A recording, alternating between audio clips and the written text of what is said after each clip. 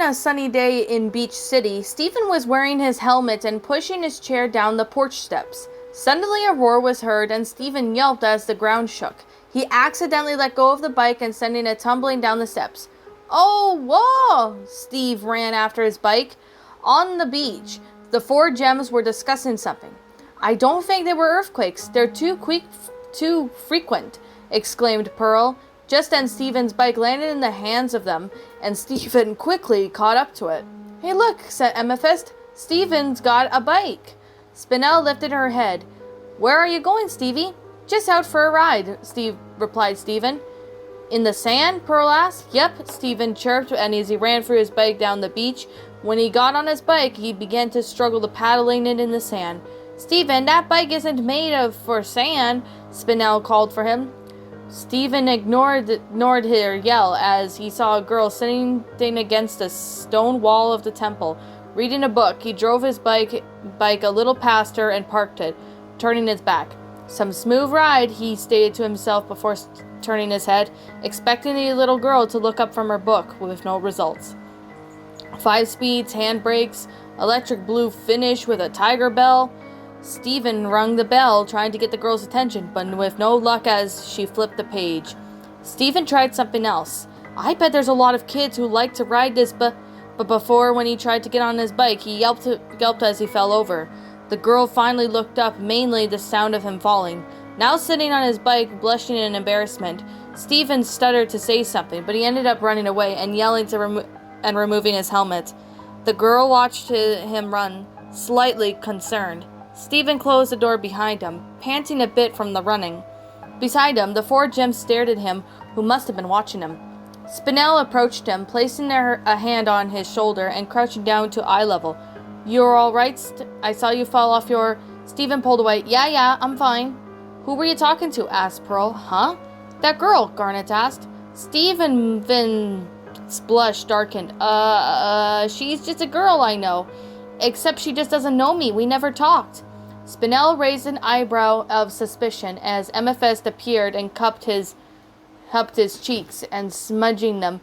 "You like her?" I like everyone." Stephen pushed Amethyst's hands away. "Like..." Spinel looked outside again, then back at Stephen, narrowing her eyes. "It looks like you wanted to impress her." Pearl, already hearing the intensity in Spinel's tone, tried to lighten up the mood. "Let's set up a play date. I'll write up an invitation and work out a schedule. Oh, we can have our favorite kind of tea." "No," Garnet interrupted. "Just talk to her." Stephen pouted a bit. "Okay, but you guys can't watch. It'll mess up my funky flow." Pearl and Amethyst and Spinel stared at him. "Funky flow?" Garnet adjusted her visors. "We won't watch." "All right." Stephen ran over to the fridge, opened up the fridge and grabbed the glow stick and bent it to a bracelet. "What's that?" asked Amethyst. "Nothing," Stephen hesitantly replied as he left. Spinel watched him leave, worry written across her face. Back outside, Stephen marched his way over to the girl, mumbling his speech. "Hi, my name is Stephen." "Hi, my name is Steven." "My name is Steven?" Another roar and rumble stopped him in his tracks and startling him and the girl looking up. Stephen then saw a piece of crystal temple breaking apart and fell down towards the girl. Stephen gasped and sprinted towards the girl. "Hi, my name is Stephen." Just as he pounced on her, the gem glowed and a pink bubble surrounded them, forming a rose blooming and disappearing as the rubble shattered from the impact, leaving the 2 kids unharmed. "Stephen!" Stephen's body froze up as he looked around to see Spinel running towards him. She stopped when she saw the bubble. Are you two, oh. Whoa, Stephen gasped. "Did I just do that?"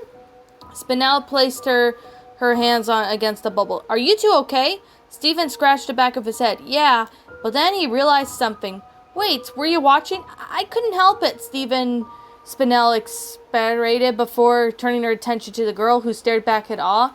She got up on her feet and felt around the bubble. What just happened?"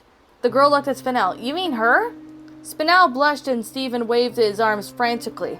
No, she's just at least one of my guardians. So are the other crystal gems. We like to fight monsters and protect humanity and stuff." The girl seemed impressed. "Oh, that's kind of like my dad. He's a cop. Well, more like a private security guard." Stephen held his hand out. So, what's your name? She's Spinel and I'm Stephen. Connie, she replied, shaking his hand before looking around. So how long does it usually last? Oh, right. Stephen strained himself trying to make the bubble disappear and then hit his gem. When that didn't work, Spinel tried to slam her fist against the dome, but no avail. What's wrong? Asked Connie. Stephen struggled to figure out what was wrong. Doesn't seem like it wanted to go that way. This is the first time summoning a bubble, Spinel told Connie. Stephen looked at her. Spinel! They sighed, not knowing what to do, even though Stephen had decided to break the ice one bit more. So, Connie, don't see you around often. Connie shrugged slightly. My dad works for a bunch of different beaches, so we're never in the same place long. Really? Spinel asked sympathetically. I'm sorry to hear that. It's fine. Spinel then got an idea and then moved to the other side of the bubble, pushing it, making the kids walk as the bubble moved. Stephen continued, I go on adventures with the gems sometimes. They usually say it's too dangerous for me, though. Miss Spinel, Connie looked over her shoulder. Where are we going? To the other gems, said Spinel, still struggling to push the bubble. They might know what to do.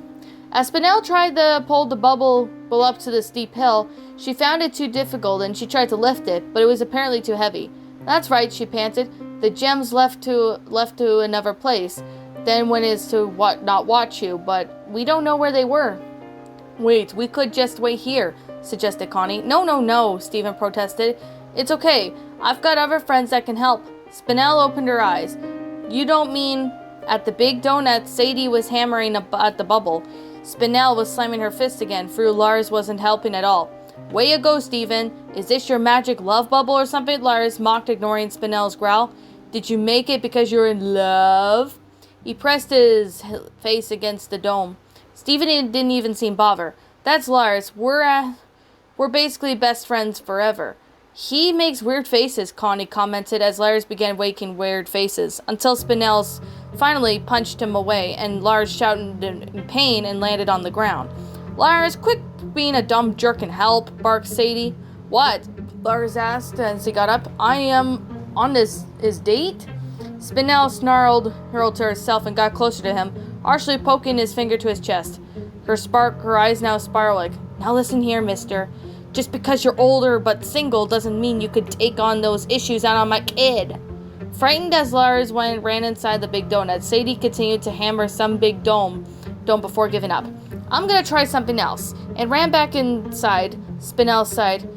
They run the big donut, and it was a really crazy for each other again. Stephen wasn't too phased as Connie was slightly concerned, and Stephen randomly commented, anyways, this place has the best donuts. I come here like every day.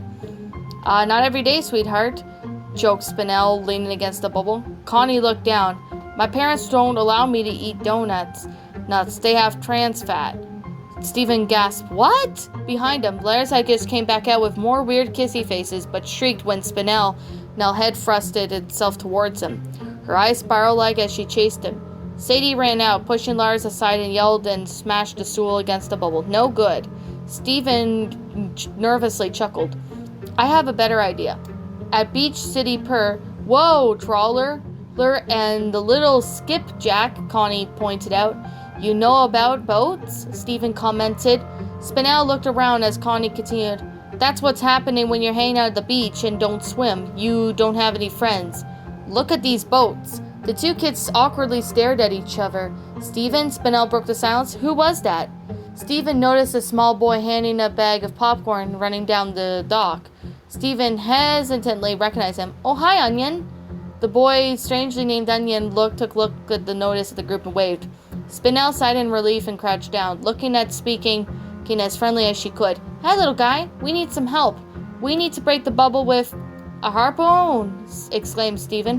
What? Both Connie and Spinel yelled before Spinel added, No, I am not endangering the both of you. We're going home. Stephen panicked. No, Spinel. Trust me. We even have a duck. He then gave the pink gem a puppy-eyed look. Spinel's lips trembled before saying, All right, but do you know that you can't keep using those eyes on me? She looked at Onion, who had watched the scene unfold. Stephen says we need a harpoon gun. Nodding, Onion went on the boat. The three of them remained stared at each other until the boat horn blew. Startling them, Onion stood on the helmet of the boats, directing the harpoon gun upon them. "Duck!" Spinel shouted as the kids did what they were told. Onion fired, but the harpoon bounced off the bubble and hits the nearby boat. "The trawler," sighed Connie. "Stephen, why are we even at Funland?"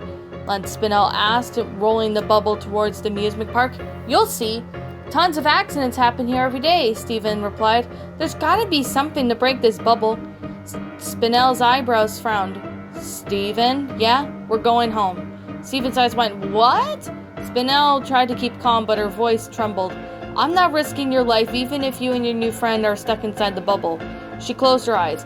"I promised no harm would come to you, and the gems will help you figure this out. So, Stephen Quartz Universe, we're going..." She paused when she realized they were gone. "Connie? Stephen?" she shrieked, her pigtails pointed straight up and bristling. Stephen and Connie were now standing on the platform of the kiddie roller coaster, and the girls slightly looked more afraid than joyful boy. "And after the bubble pops, we'll be free."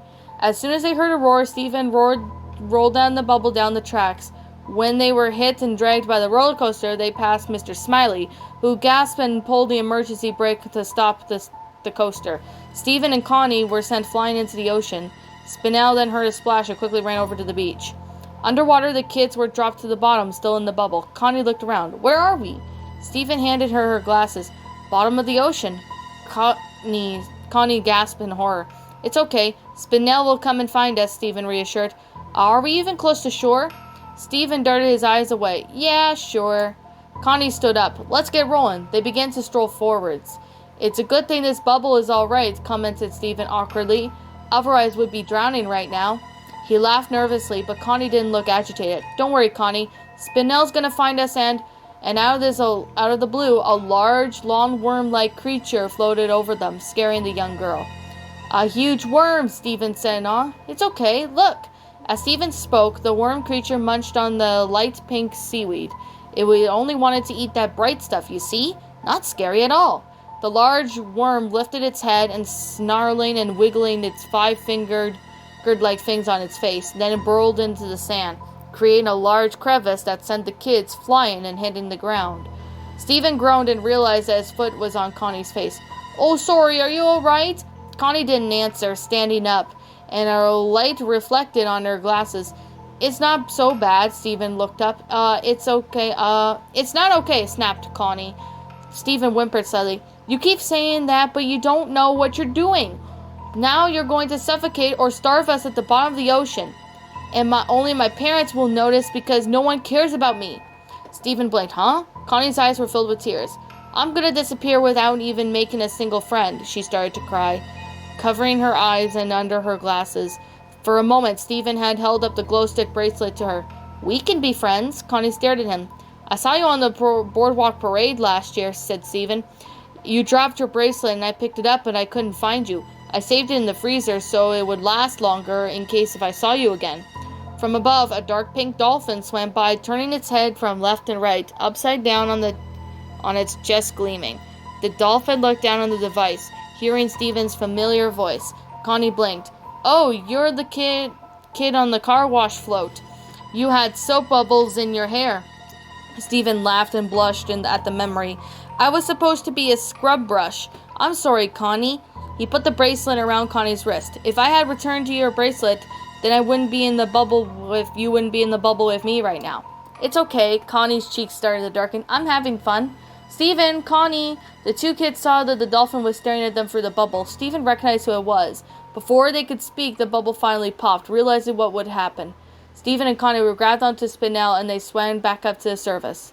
They gasped for air as Spinel reformed her normal self and wrapped her arms around them. "Oh my stars, you're both okay," she panted. "Stephen, don't you scare me like that again." Stephen nodded nervously until the worm monster thrust its head out of the water, creating a wave that sent the three to shore. Before she knew it, Spinel slammed towards the giant rock and to the creature's tail. "Spinel!" Stephen cried. Come on, Connie shouted, running away with Stephen. "Hide in the rocks!" Connie climbed on top of the rocks, but Stephen hid under the pier. The worm monster snapped its jaws at Connie and targeted her. Why is it chasing us? Steven screamed before noticing Connie's glow stick. The bracelet. It eats bright stuff, Connie. Spinel managed to get up and pushing some of the big rocks away from her as possible and looked up. Steven? Connie kept running from the monster. Give me that bracelet, Steven shouted. What? Steven nudged Connie forwards as they ran. It's okay, now go. Run that way. He pushed her in a different direction. I'm sorry. Spinel and Connie watched as the horrified anticipation of the worm monster preceded Steven. He had ran that way and causing the monster to get tangled in wood pillars. Steven even escaped its jaws when the worm monster couldn't reach him anymore. It tried to pull himself forwards, but it caused the pier to crash down upon it. Proofing it, Spinel kept her arms around the children. Steven, Spinel, what's going on? What did you do? They saw Pearl, Amethyst, and Garnet sprinting towards them. Connie smiled. It was incredible. Steven looked at her. Really? You mean it? Behind them, Garnet picked up the discarded gem and bubbled and went and sent it away. Stevens shyly handed Connie back her bracelet. Here's your bracelet again. Spinel smiled, releasing the kids from her arms. You know, Connie, she ruffled the girl's hair, you're not that bad after all. Connie laughed. Thanks. Amethyst appeared beside Steven. So you're going to introduce us too? Pearl walked up to them. Steven was so excited to meet you girls, right, Steven? Then Steven laughed nervously. Hey, Garnet picked up Pearl and Amethyst up. Don't mess with his funky flow. He carried them away. Connie looked at them confused. Funky flow? Spinel's grin stretched wide. That's what he has. Spinel, stop you're embarrassing us.